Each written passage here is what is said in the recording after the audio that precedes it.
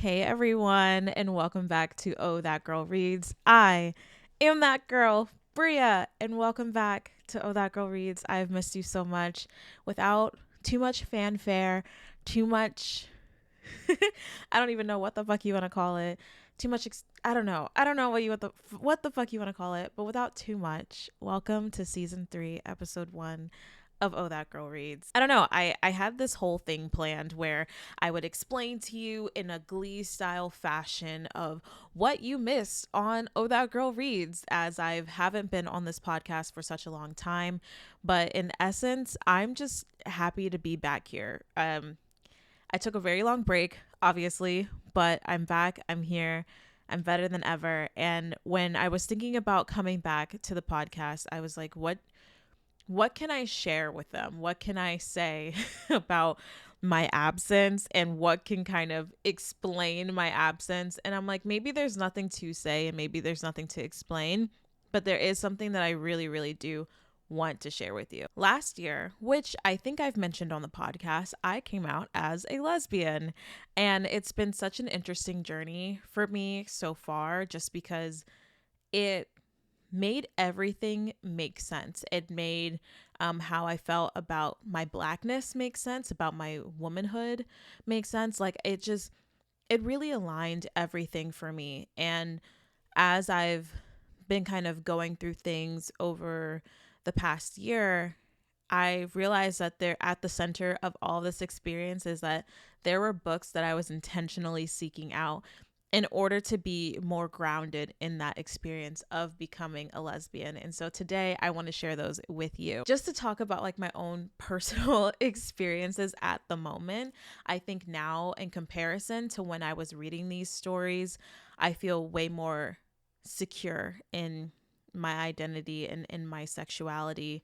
I always hesitated before, and I can even hear it in some of the episodes that I've watched, just watching back, that I was really afraid of the word lesbian.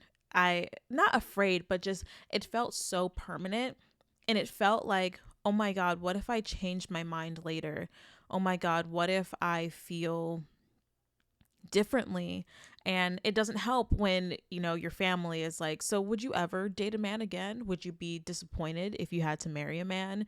Are you sure men are off the table for you completely? I think that's a challenging space to deal with, even though, my family, they have great intentions. They support me. I feel like they support me 100% in this, but at the same time, I think to them it feels very permanent. And so to me, it felt very permanent as well, because I was like, well, what if I do change my mind? And then what would people say about me? How would they take me? Would they take me seriously anymore? Would I be negatively impacting the lesbian community by claiming that I'm a lesbian and then changing my mind later? There was so much discourse around that, during the time that I was coming out, was people saying like, oh, I thought I was a lesbian, turns out I was bi. And the amount of just intense and almost nasty reactions to them was terrifying to me. And so it felt like I couldn't claim that label yet until I had these certain markers or these certain milestones as a lesbian to say like, yes, I am a lesbian. But I think just through, that inner self work, through just being in community with other lesbians, with, building my queer family, I'm finding that like, no, this makes sense to me. And I haven't felt more like myself until I claimed the word. So hi, I'm Bria. I'm coming out to you again as a lesbian. If you didn't know, I identified as bisexual for a very long time. I came out as bi at 17, and that was an okay experience too. One thing that makes me legitimately upset, and it didn't occur to me. I hear it a lot now. Now it's like, "Oh, you don't I didn't expect that. You don't look like a lesbian." And I'm like, "One, what does a lesbian look like to you?" My friend Mac is so funny. I tell them this story. And they're like, that pisses me off, because what do they expect from you? Do they expect you to come walking in with your fist up a woman being like, rah, rah, I'm a lesbian? And I'm grateful to have them, because that did make me laugh about the situation, because it legitimately hurts, and it hurts to hear it too. And it has been very difficult to navigate that part of it, and I'm still having a hard time of it. Like, I find myself sometimes looking online, scrolling through different websites and like making different mood boards and being like, okay, so like this is what they see a lesbian as, and this is how I can attract people and show other people that I am in fact a lesbian. Like, these are the specific markers that I could do, like the specific flags and things like that, or I could lean my style more this way. But the ironic thing about that is that I didn't feel comfortable in my femininity until I accepted my queerness. And so now there's that weird challenge that exists there, where it's like, okay, I finally accepted myself through this new identity, but then other people don't see me as that identity. And so now I have to prove to them that I am one of them. And I have to constantly fight myself and be like, no, dude, one, it's unnecessary. Two, that is not what you want to do. You are here to exist on this earth as you, as yourself, and your queerness exists in yourself and how you navigate the space. And either way, you are accepted, you are loved, and I have to remind myself that I belong no matter what. So I don't know if anyone else can relate to that. It seems silly, right? Because sometimes it seems silly to me, because I know that, you know, openly queer people have different challenges to face, and there's a privilege that I have in that I don't appear to be openly queer, and that it allows me to move in spaces in a different way. It's this weird layered experience that I have, that I'm really trying to navigate through, but that has been what's been kind of the more forefront life-changing thing in terms of me, in terms of this space. And I don't know, I haven't felt like I could return back to this space in such a long time. I was saying this in a Get Ready With Me, that I just felt like there there was this point in my podcast that I really loved what I was doing. I loved interviewing other authors, or other people, including authors, including other like book influencers and things like that. And I think my brain felt like the bigger that I got, the more numbers I should see as a result. And I don't know, I kind of felt insecure that like, oh, That Girl Reads wasn't really popping off in terms of like the podcast. It wasn't like going super viral or anything like that. I felt really insecure and really bad about it. And then at a certain point, it's like, oh, I'm not hitting these metrics. Oh, I'm not this. Oh, I'm not that. And now, ironically, it's the same feeling that I have at work now, where I'm like, oh my God, my metrics. Like that was what the feeling was like. And it wasn't supposed to be like that. I started Oh, That Girl Reads when my mom had cancer, and or was going through cancer treatment, and I just needed a spot to just say, hey, I'm safe here. I can just have joy here. I can just talk about books. Nothing exists but me in these pages. And that was it. That was the space. That was the purpose. That was the purpose that it served. I was silly. I was making like who would you fuck rankings. I would just do all sorts of random stuff. I would rank book boyfriends. I would suggest like what book characters, what book couples I would have threesomes with. It was just a really silly space and just so goofy. And then I think from there, as it built traction and I had more aspirations, I was trying to figure out what to do with my life, because I had just dropped out of art school. I had just started working for my mom's law firm. I felt so stagnant in life. I didn't feel well at all, like physically. I think it started to become like, okay, this is my only way out. And it shifted the mindset from this like really free space to one that wasn't supporting me anymore.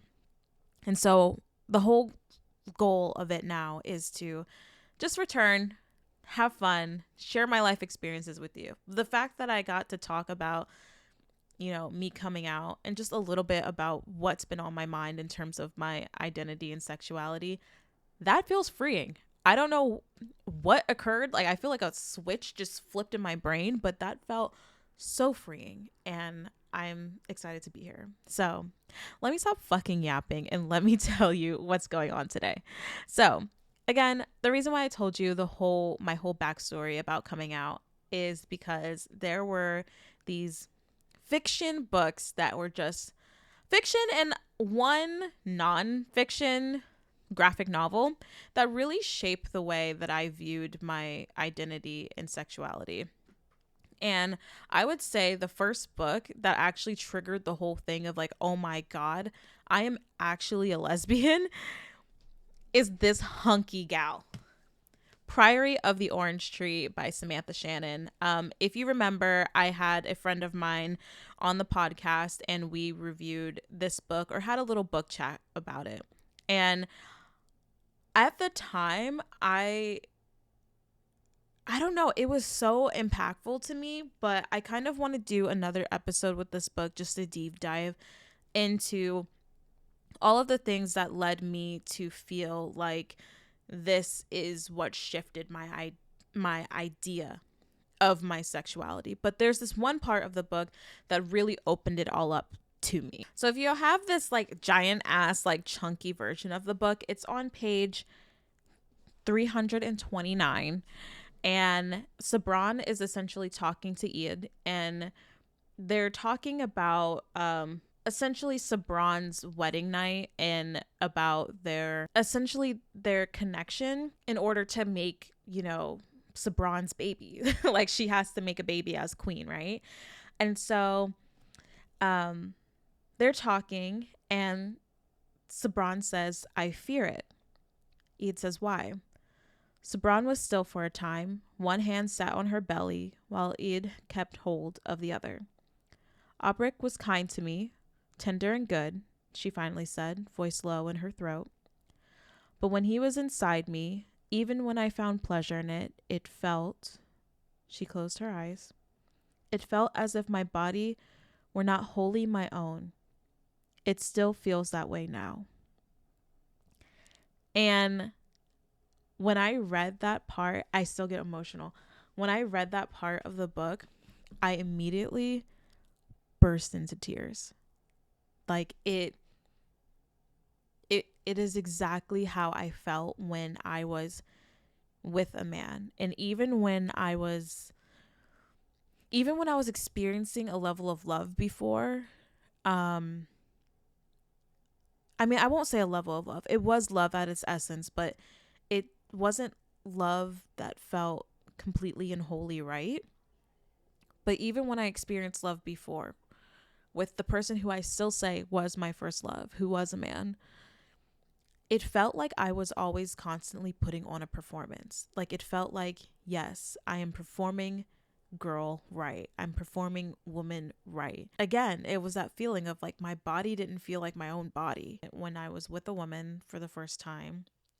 And I was like, holy shit. Wait, was this supposed to fucking feel like this the whole entire time? Like, now I get it. Now I understand the intimacy of it. And then after that, I craved sex all the time.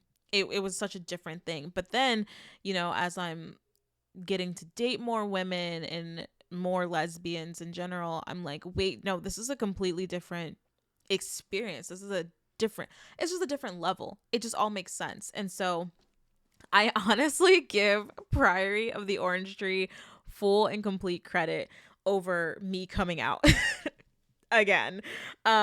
It's such a good book in general too. If you are into high fantasy or you're just kind of trying to start into high fantasy, she is a heavy one. She's thick as fuck, but I feel like it's such a great introduction for it. It's very slow paced. I will tell you, it did take me a long time to finish this book.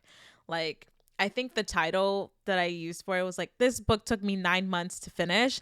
And it really, truly did, because it was boring at the start. I'm not going to lie to you. It was hella boring. But once you get into the meat of the story, which I know people hate when you say this, but once you get into the meat of the story, you really do get this amazing story with like exploration of feminist ideas about ownership of one's body, about how I think Sabran as a character is so interesting because you get so much out of her story. There's so many people that have so much control over her body and so many things that dictate how she operates in her body, especially religion, especially this long-standing belief of what she's supposed to fulfill as a queen, as a woman, as a ruler.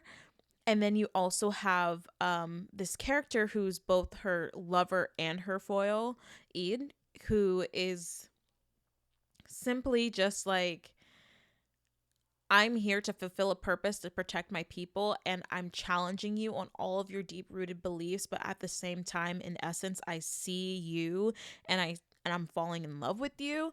And so it's not all romance centered. It is very much dragons and war and all this other shit that I'm not like super well versed on, but in terms of like the themes and the topics, I feel like it's such a great story. It's super well done. And I feel like if you're super into like the fantasy world, there's great world building. It's very descriptive, but then it's also, if you're like more so into the romance, emotional side, character driven type roles, there is a lot to explore with every single one of these characters that's presented. So I would love to revisit this book again. Just to do like a deep dive specifically about Sabran. Like, I want to revisit Sabran in particular and then maybe lean into her relationship with Eid because I don't know. I feel like it was such an impactful place for me to exist in. So that is the first book. And this is like literally the first book. The rest of the books, I will say, are not in order. I just picked them up off the bookshelf and I was like, I can't sort through this right now. But this next book, it's called Honey Girl. I think this is more so the latest book that I've read on my journey of reading Sapphic literature. This one, I have to be honest that I don't really remember it, but I think the reason why I connected mostly to this is because of our main character, Grace. She's really coming into her own in terms of learning how to feel her feelings and learning how to be vulnerable. She is a military brat. She's a child of divorce. Her father is this very intense military man. And she's always seeking to be better for him. And in this story, you really see her navigate through people pleasing, through these racist environments, because she's a Black PhD student in astronomy. There's barely any women in astronomy.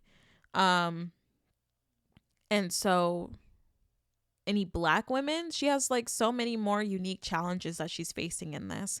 But she ends up being irresponsible, going to Vegas, falling in love in one night and getting married. And so essentially the story is about her going to meet her wife, and she learns a whole lot about herself through this woman that she unintentionally married, through trying to build a relationship with her, through falling in love, through learning about another lost soul who is just open to experiencing the world, and they kind of heal together. And I think it's a beautiful story. It felt comforting to read it because it felt comforting to know that sometimes other people don't know shit either. And so that's Honey Girl. It's not super spicy, it's not super crazy. It's a very soft read. It, in a way, it sounds bad. This is by Morgan Rogers. It sounds bad, but it's one of those books that you read and you have it for a moment in time, and then the moment in time is over. And I think that's okay in terms of a reading experience too. But I do highly recommend it. It was very comforting at the time. The next one The next book set my standards for every single romance book out in the world. If I'm reading a Sapphic romance book, it has to measure up to this book, and that is Outdrawn by Deanna Gray. I am so excited because I finally got my physical copy of this. When I first debated going back to doing Oh That Girl Reads, I was like, okay, like I know one video that I would like to do is essentially a video about my top favorite lesbian sapphic romances that I've read.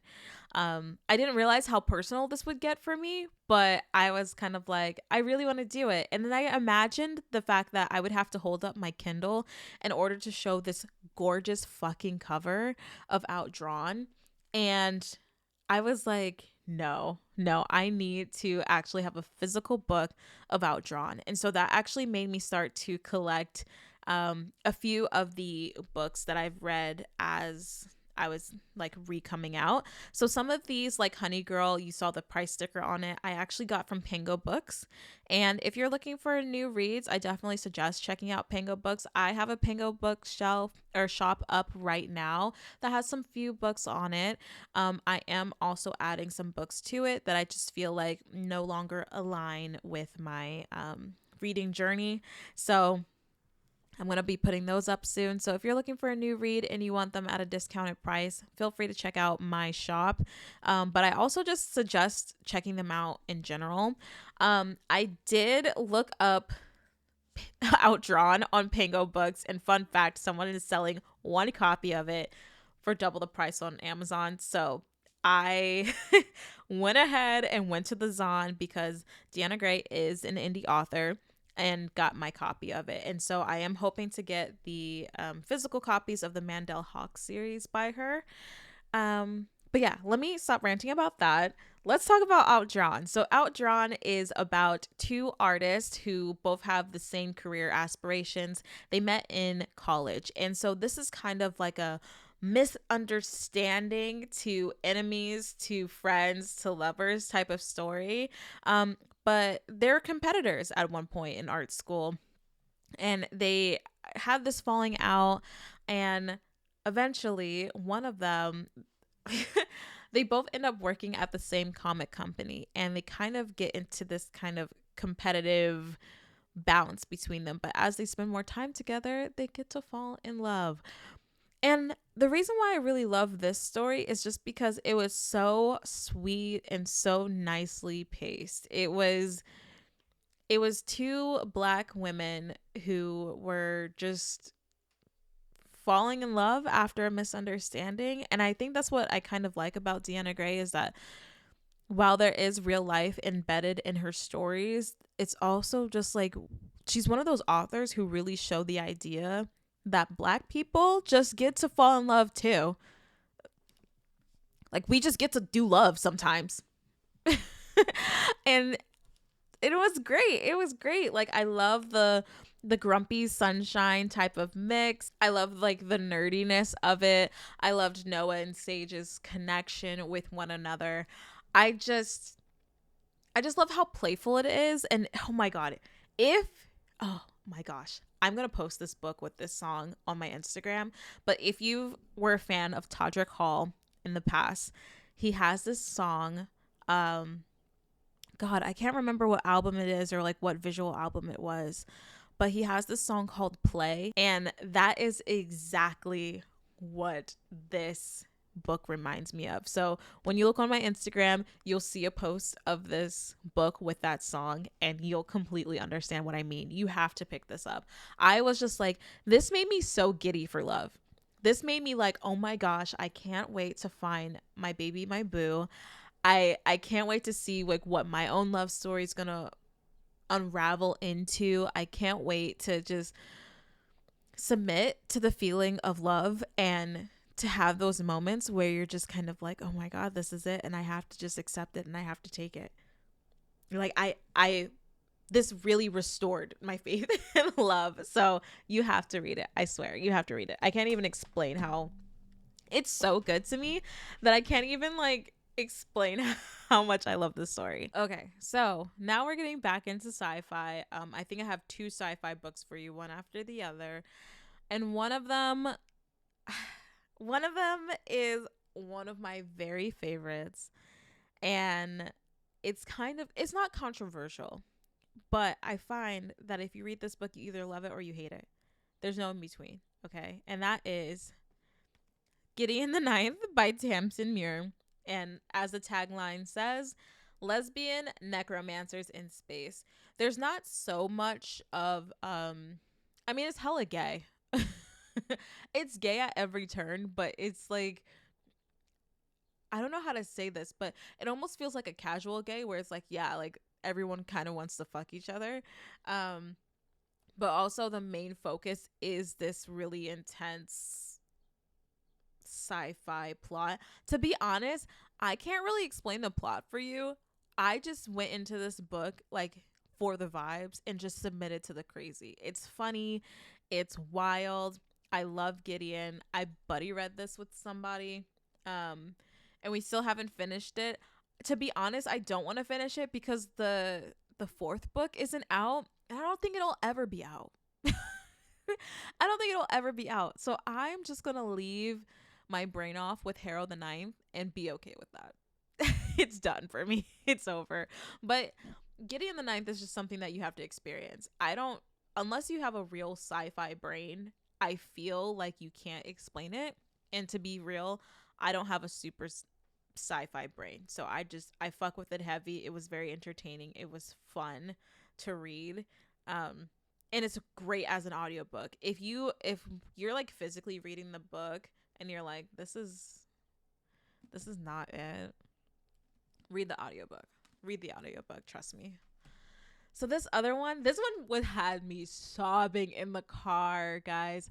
So I read this one while I was working at the library, and I read this as an audiobook, just because I did not have the time to read it as a physical book. But it's This Is How You Lose the Time War, by Imal El Motor and Max Gladstone. I believe they're a couple. Um, or maybe not, but it's definitely a collaboration between the two of them. I don't know, I can't remember. But This Is How You Lose the Time War, and it's essentially these two agents who are bouncing between timelines and basically doing different things in order to affect the timeline. And as they're doing that, they're kind of leaving things for one another throughout the timeline to find. And they end up building this really emotional connection with one another that, from my understanding, is never physical. Like, they've never really physically crossed paths. Or if they have, it's very much like, meet me on this timeline. I can't really remember all the details of it, but it's romantic as fuck. Like, there's a point where it's like you're watching them bounce. You're just like watching them bounce back and forth. And then all of a sudden, like, it hits you how fucking romantic this all shit is. And so, I don't know. I loved it. More sci-fi, more things that my brain can't like fully wrap around. But again, another read that I had that was just super, super good in terms of me learning so much more about myself. Okay, next two are graphic novels. This one is also another one that I had to buy off of Pango Books because I was like, there's no way I'm just showing my Kindle. And plus, the coloring in this is beautiful. Like, it's called The Princess and the Grilled Cheese Sandwich by Dea Muniz. This was so fucking cute. Essentially, we have two main characters. Let me remember their names. Okay. So Lady Camembert wants to live a life on her own terms without marriage. Well, without marrying a man, that is. But the law of the land is that family fortunes cannot be passed down to women. So when her father passes away, she does the only thing she can. She disguises herself as a man and moves to the capital city in the kingdom of Fromage to start over as Count Camembert, which is giving Mulan. Fucking love it. But it's hard to keep a low profile when the beautiful Princess Brie, with her fierce activism and great sense of fashion, catches Cam's attention. Cam can't resist getting to know the princess, but as the two grow closer, will she be able to keep her secret? Readers will devour this romance comedy about mistaken identity, true love, and lots of grilled cheese. My favorite thing about this book, it's just so chaotic. One, um, the illustrations are beautiful, but everyone's also named after food. Like, hold on, let me see if I can find what was her name. Oh my gosh. Yeah, there's a woman named Lady Feta. Like they're like named after like different types of cheeses and foods, and like it's just so cute. And Lady Camp or Count Camembert actually finds that they have a intense obsession over grilled cheese because they experienced grilled cheese the first time ever having brunch, I think, with Princess Brie, and it's just like a huge obsession between all these characters is the grilled cheese. And I don't know, I love it. It's beautiful. It's fun. It's I discovered this when I was working at the library and I was looking up LGBT comics, and I was so happy. I loved my library that I worked at because it was so queer centered of a space, and they weren't afraid to put, you know, queer books on the shelves for our youth specifically. And honestly, our library director was like, if someone has a problem with it, you hand them my business card and I'll talk to them. You don't have to talk to them. You don't have to talk to them. I'll talk to them. And they were this intense, not intense, but like strong willed, I believe. Yeah, that's the word I want. Strong willed, butch lesbian who is so sweet and so nice and was just so cool to talk to. But then when it came down to business, they were willing to fuck somebody up. And it was great. I loved working for them. Okay, anyway. Next book, Genderqueer, a memoir by Maya Kobabe. This was great. My sister actually recommended me this book when I was kind of going through it in terms of coming out as a lesbian. I was having a hard time and we were at Half Price Books and she was like, "Hey, you should see if they have this specific book." I read it in class and it really talks about, you know, she's like, it talks specifically about gender, but I think there's some things in there that will help you feel not alone. And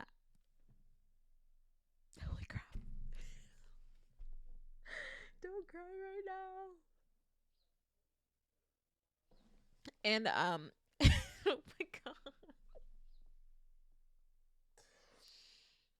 Oh my god, my makeup. And it really did help me not feel alone. And I really appreciate my sister for recommending this book to me. That's gender identity is something that is also heavy on my mind these days. I think the question of gender and how I feel about my gender, I'm just gonna have to slowly work into that one. But this one really did help, and it really did make me feel understood. There are some things that are in here that are kind of tougher to deal with. Um, I don't know if anyone else will feel this way. I typically don't feel super dysphoric around my period, but there is topics around that level of dysphoria that one might get around their period. And that triggered me a little bit. And that's something that I had to sit with for a little bit. I had to go slow through this one. I don't know if it's just because it comes off kind of graphic the way it's drawn, or if it's like, or if it's something that I actually feel. But it's worth the read, and I highly recommend it.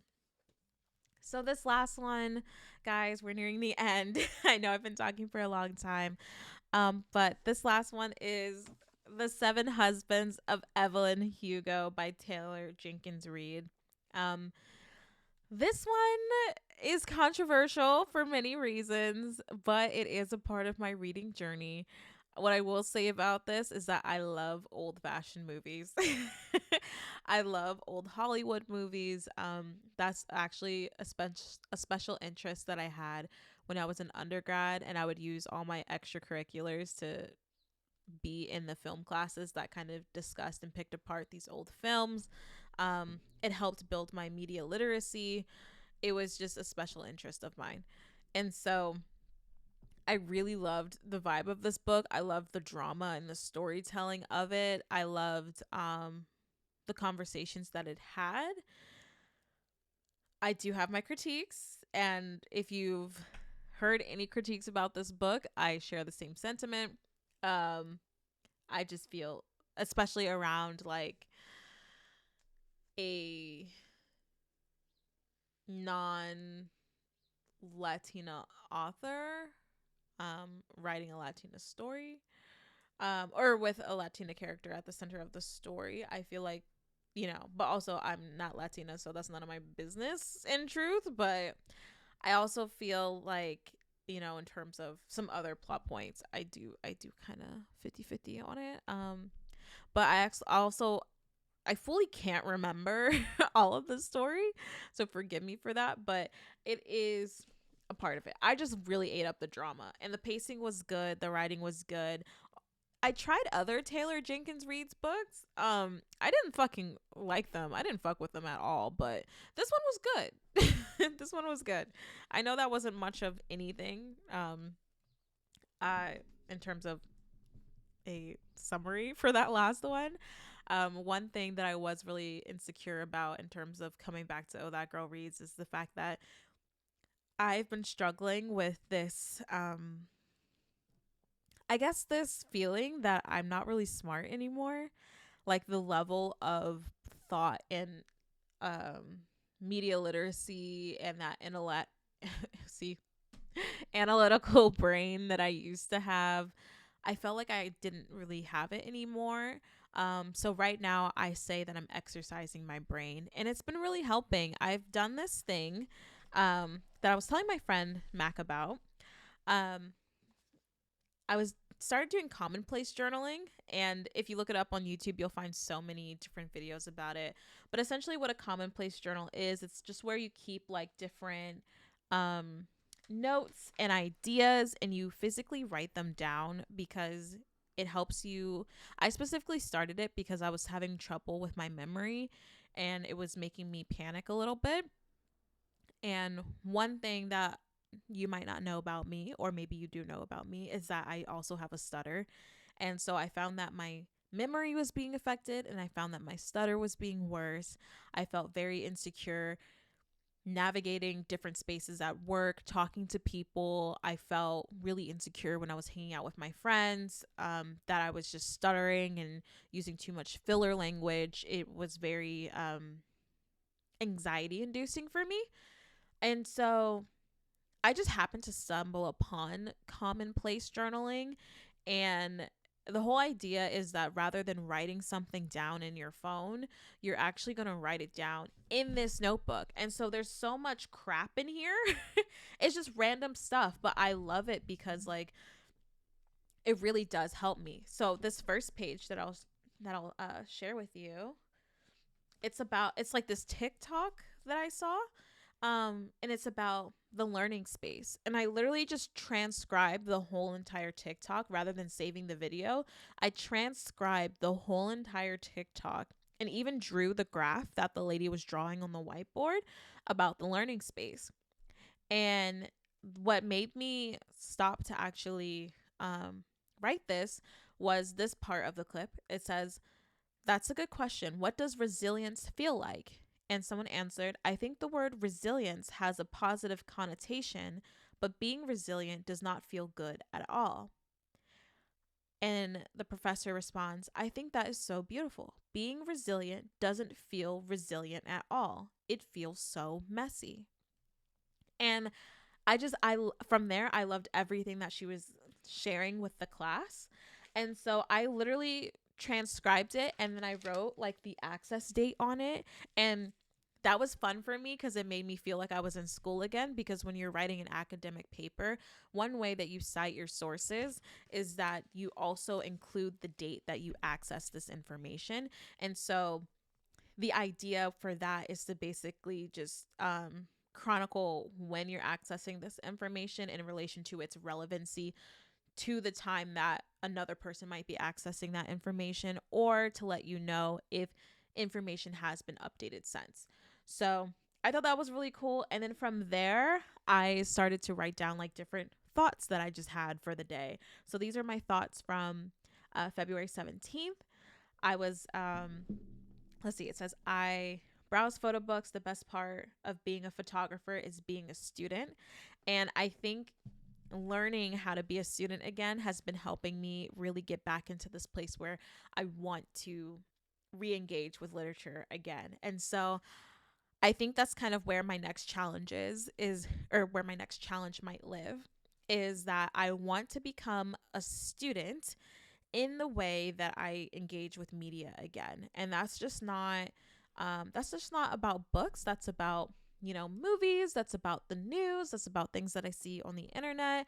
I want to be a researcher. And so I started to put that into practice literally everywhere in my life. And that allows for more empathy. It allows for more opportunities to grow, to think, to learn. And I think that I came into a space unintentionally where I wasn't really exercising my brain. So I say all that to say is that I will get better at this review thing. I will return to exercising that part of my brain and deep diving, and I really look forward to it.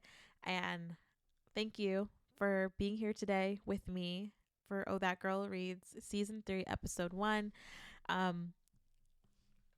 I don't know what else to say. It feels really rewarding that I'm here right now. And I know it's probably not perfect. I'm worried that the camera might have cut off at some point. And so if it did, then it will go from a really cool video to a really hot picture of myself. And then you can watch the rest of it.